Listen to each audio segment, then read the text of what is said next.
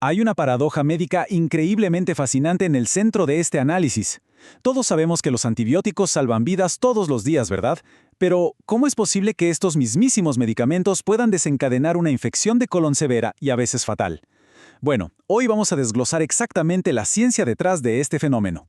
El enfoque central de esta explicación es la colitis por Clostridioides difficile. Vamos a analizar esa dramática transición que ocurre cuando un tratamiento de antibióticos, que en un principio parece súper inofensivo, de repente se convierte en una crisis médica grave. Es una situación que exige atención médica inmediata, sin duda. Bien, entremos en materia. Nuestra hoja de ruta para hoy es la siguiente. Primero, la paradoja de los antibióticos. Segundo, el diagnóstico de la infección. Tercero, los protocolos de tratamiento médico. Cuarto, cómo combatir las infecciones recurrentes. Quinto, el último recurso quirúrgico. Y para cerrar, la prevención y las poblaciones especiales. Sección 1.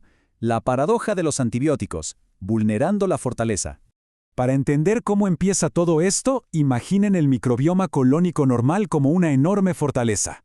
Es una barrera protectora de flora saludable. Pero miren este número, 462.100. Esa es la cantidad de casos de esta infección solo en los Estados Unidos durante el año 2017. Y lo más preocupante es que muchísimas personas actúan como reservorios ocultos. Son portadores asintomáticos que van propagando esporas por todas partes, lo que convierte a esta bacteria en una amenaza súper sigilosa. Entonces, ¿qué es exactamente el Clostridioides difficile? Básicamente es un bacilo anaeróbico altamente contagioso y formador de esporas, y funciona como el perfecto invasor oportunista. Cuando usamos antibióticos de amplio espectro, accidentalmente destruimos esa flora protectora normal, nuestra fortaleza. Con las defensas caídas, literalmente le dejamos el camino libre a este invasor para que prolifere sin control en el colon. Ahora bien, el daño real no viene solo de la bacteria en sí, sino de las armas que despliega una vez que se instala. Y aquí destacan dos toxinas principales. La toxina A causa secreción de fluidos intestinales y daño a la mucosa. Pero atención con la toxina B, porque es 10 veces más potente al causar daño directo a la pared del intestino. Juntas, estas toxinas provocan una respuesta inflamatoria sistémica absolutamente profunda y peligrosa. Pasemos a la sección 2. Diagnóstico de la infección. Descubriendo la amenaza. Encontrar a este invasor microscópico en medio de un mar de síntomas gastrointestinales genéricos no es nada fácil. Por eso, el proceso de diagnóstico recomendado es muy estricto. Primero, se deben registrar más de 3 deposiciones no formadas en un periodo de 24 horas. Luego, entran en juego las pruebas de amplificación de ácidos nucleicos, conocidas como pruebas NAAT, que son extremadamente sensibles, o los inmunoensayos enzimáticos para obtener resultados rápidos en unas 4 horas. Pero ojo, la regla de oro aquí es evaluar únicamente muestras líquidas. ¿Por qué? Porque si por error tratamos a portadores asintomáticos con más antibióticos, solo destruiríamos aún más su fortaleza bacteriana, y eso empeoraría la paradoja clínica. Sección 3. Protocolos de tratamiento médico. La primera línea de defensa. Lo verdaderamente interesante de este algoritmo es cómo el manejo de la enfermedad diverge de inmediato. La primera gran decisión clínica depende de si estamos ante una posible enfermedad fulminante. Si hay signos graves como un hilio o un megacolon, la ruta cambia por completo. Identificar esto a tiempo nos marca 2 caminos terapéuticos totalmente diferentes desde el primer momento en que se evalúa al paciente. Para un caso inicial que no es fulminante, las indicaciones son súper claras. Hoy en día, la fidaxomicina es la piedra angular del tratamiento recomendado. Le sigue de cerca la vancomicina oral como una excelente alternativa preferida. Pero el metronidazol, bueno, eso ya representa una escalada dramática. Queda estrictamente reservado como un último recurso y de hecho debe evitarse completamente en pacientes muy frágiles o en aquellos que padecen alguna enfermedad inflamatoria intestinal. Sección 4. Combatiendo infecciones recurrentes, rompiendo el ciclo. Lamentablemente, superar el primer tratamiento no siempre significa que todo terminó. Es una realidad médica bastante frustrante, pero hasta una cuarta parte de los pacientes van a enfrentar un episodio recurrente. Para romper este devastador ciclo, se necesita un enfoque escalonado. Aquí es donde vemos que entran en juego estrategias mucho más complejas, como tratamientos prolongados con vancomicina, donde la dosis va disminuyendo poco a poco durante varias semanas. El objetivo es simple pero difícil: erradicar esas esporas persistentes de una vez por todas.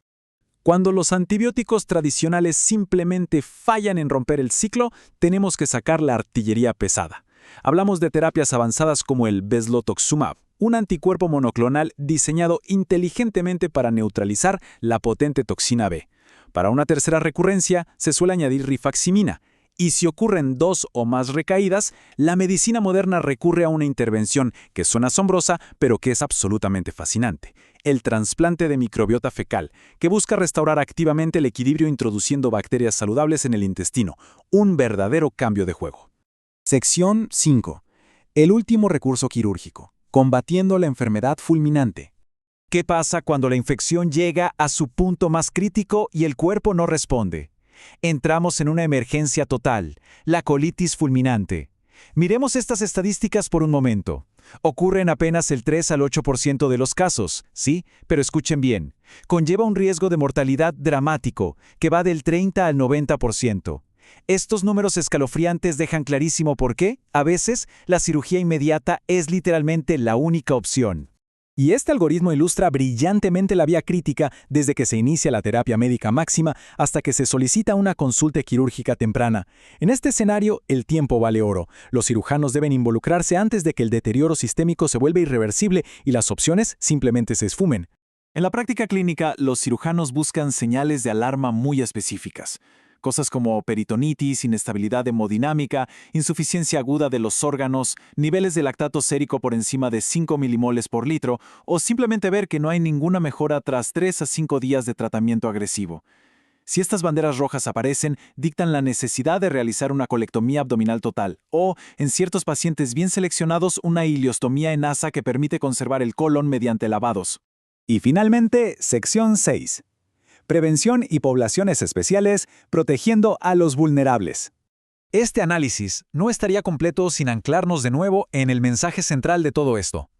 La prevención definitiva contra esta infección radica en algo crucial: la administración prudente y controlada de los antibióticos.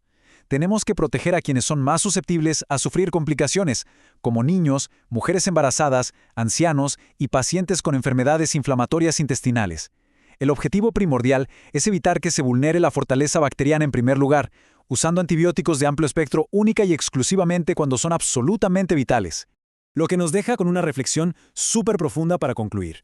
¿Cómo pueden los sistemas de salud modernos lograr este delicado equilibrio todos los días? Por un lado, tenemos el innegable poder de los antibióticos para curar enfermedades mortales, pero por otro lado, está la ineludible necesidad de administrarlos sabiamente para evitar que aparezcan estas superinfecciones oportunistas. Entender esta dinámica de tan alto riesgo es absolutamente fundamental para el futuro de la medicina. Esperamos que esta explicación haya arrojado luz sobre las fascinantes complejidades de este gran desafío clínico.